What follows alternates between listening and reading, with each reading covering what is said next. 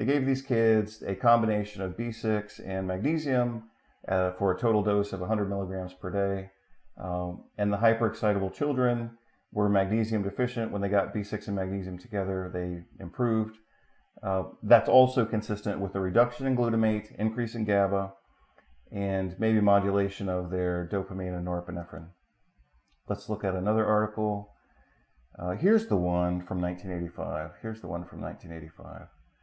So let's look at it. Vitamin B6, magnesium, and combined B6 magnesium, therapeutic effects in childhood autism.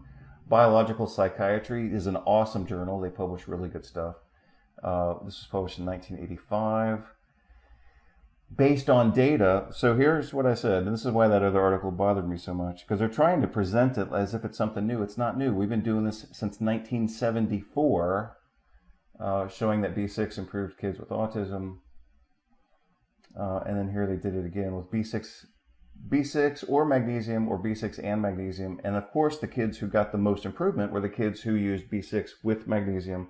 Most of these kids are deficient in magnesium. Most of them are deficient in B6. You have to use B6 and magnesium together, especially if you're going to use pyridoxine hydrochloride, because you have to convert that into pyridoxal 5-phosphate.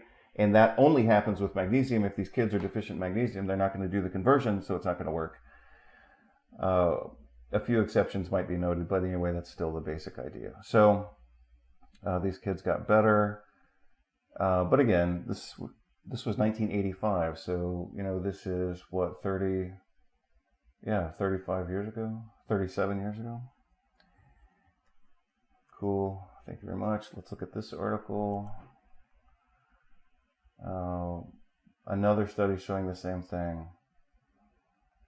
So this was 2020. Let me see if I can highlight it real quick just to make it stand out. It's a little bit harder to highlight when my screen is kind of squashed. B6 and magnesium, neurobehavioral status of autism spectrum disorder, randomized double-blind placebo-controlled study with 70 patients. Let's look at the dose of what they used, if we can. Yeah. Patients aged 2 to 3 years, so these are obviously small kids. 50 milligrams of magnesium, that's fine. 25 milligrams of B6, that's okay. Bigger kids received 100 of magnesium, 50 of B6.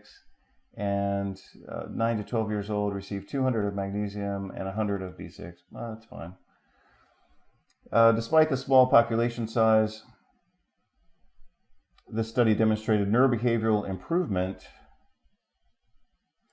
among children with autistic spectrum disorder with hyperactivity and irritability. Perfect, awesome, great, exactly what we would expect.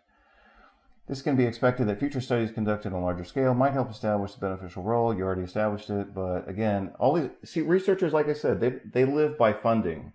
So, the most profitable kind of thread of research is to make a little bit of progress. You don't want to make a lot of progress, because then you don't have any reason to justify more publishing. You get a pat on the back and then you're broke next month.